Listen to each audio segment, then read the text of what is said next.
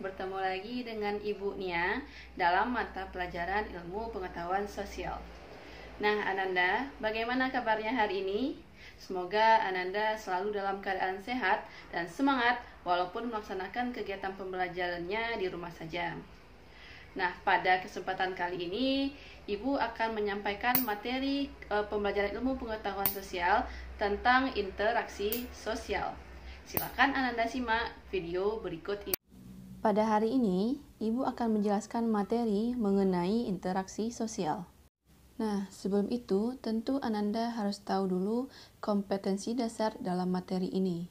Nah, untuk yang pengetahuan, diharapkan Ananda dapat menganalisis interaksi sosial dalam ruang dan pengaruhnya terhadap kehidupan sosial, ekonomi, dan budaya dalam nilai dan norma serta kelembagaan sosial budaya. Untuk keterampilannya, diharapkan Ananda nantinya dapat menyajikan hasil analisis tentang interaksi sosial dalam ruang dan pengaruhnya terhadap kehidupan sosial, ekonomi, dan budaya dalam nilai dan norma serta kelembagaan sosial dan budaya. Setelah Ananda melaksanakan kegiatan pembelajaran ini, diharapkan nantinya Ananda dapat menjelaskan pengertian interaksi sosial, syarat-syarat interaksi sosial, dan Ananda mampu menjelaskan bentuk-bentuk interaksi sosial, di antaranya asosiatif dan juga disasosiatif. Manusia tidak bisa melepaskan diri dari kehidupan masyarakat, karena manusia adalah makhluk sosial.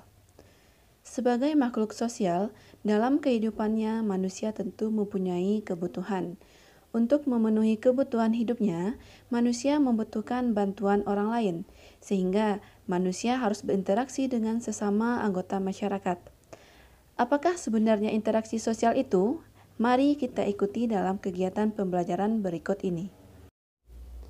Interaksi sosial adalah hubungan timbal balik antara satu individu dengan individu lain, antara satu individu dengan satu kelompok, dan kelompok dengan kelompok lain.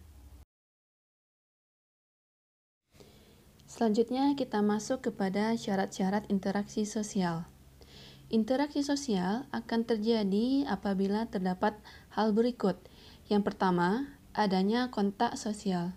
Kontak sosial dapat berlangsung dalam 3 bentuk, di antaranya adalah individu dengan individu, individu dengan satu kelompok, dan antara satu kelompok dengan kelompok lainnya.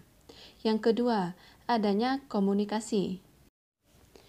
Terdapat 4 unsur dalam komunikasi. Yang pertama, adanya komunikator. Komunikator itu merupakan orang yang menyampaikan suatu pesan atau informasi. Setelah itu, yang kedua ada komunikan. Komunikan merupakan orang yang menerima pesan yang telah disampaikan oleh komunikator. Yang ketiga, tentu harus adanya pesan, yaitu informasi yang akan disampaikan. Setelah ada pesan, tentu harus ada umpan balik atau feedback yang dilakukan oleh komunikator dan juga komunikan. Berdasarkan pelakunya, interaksi sosial dibagi menjadi 3 macam. Yang pertama, yaitu interaksi antara individu dengan individu lain. Yang kedua, interaksi antara individu dengan satu kelompok. Yang ketiga, yaitu interaksi yang terjadi antara satu kelompok dengan kelompok lainnya. Berdasarkan caranya, interaksi sosial dibagi menjadi 2 macam. Yang pertama, interaksi sosial langsung. Yang kedua, interaksi sosial tidak langsung. Interaksi sosial langsung yaitu interaksi yang terjadi antara komunikator dan juga komunikannya ketika proses penyampaian pesan langsung bertemu tanpa adanya perantara.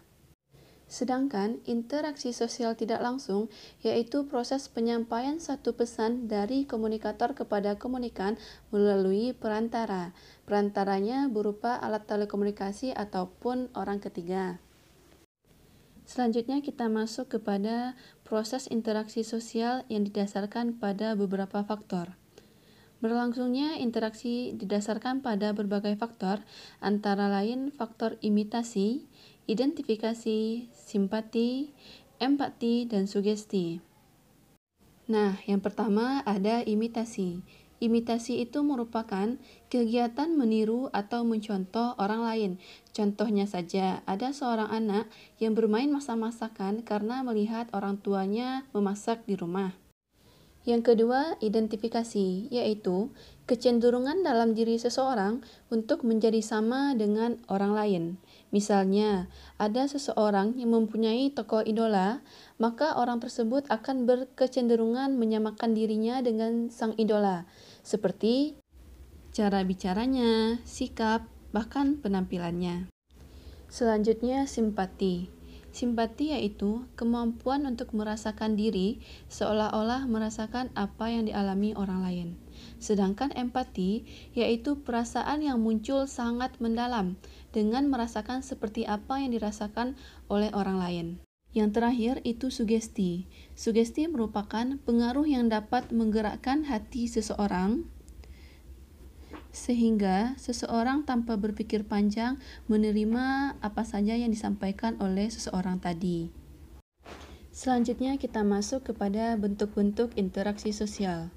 Secara umum, bentuk-bentuk interaksi sosial itu terdiri dari bentuk asosiatif dan juga bentuk disasosiatif. Nah, yang pertama, kita masuk kepada bentuk interaksi sosial asosiatif. Asosiatif yaitu bentuk interaksi sosial yang terjadi apabila seseorang atau sekelompok orang melakukan interaksi sosial yang mengarah kepada kesatuan. Proses ini terdiri dari 3 bentuk, yaitu yang pertama, kerjasama atau kooperasi, yaitu usaha bersama untuk mencapai satu atau beberapa tujuan. Yang kedua, akomodasi, yaitu usaha manusia untuk meredakan suatu pertentangan, yaitu usaha untuk mencapai kestabilan seperti toleransi. Yang ketiga, asimilasi, yaitu cara-cara bersikap dalam menghadapi perbedaan untuk mencapai kesatuan dalam pikiran dan juga tindakan. Selanjutnya kita masuk bentuk interaksi yang kedua, yaitu disasosiatif, yaitu bentuk interaksi yang terjadi apabila seseorang atau sekelompok orang melakukan interaksi sosial yang mengarah kepada konflik. Proses ini terjadi dari 3 bentuk, yaitu yang pertama, kompetisi, yaitu suatu proses individu atau kelompok yang bersaing untuk mencari keuntungan melalui bidang kehidupan tertentu.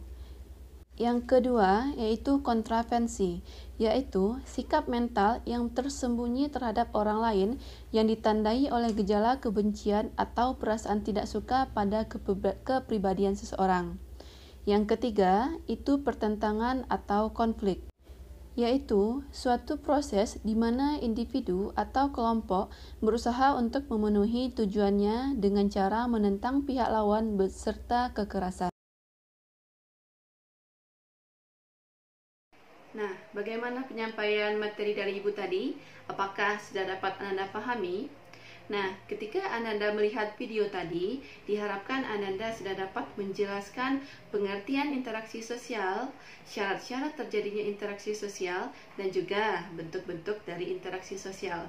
Nah, jika ada salah Ibu dalam penyampaian materi tadi, Ibu mohon maaf. Ibu sudahi dengan mengucapkan Assalamualaikum warahmatullahi wabarakatuh.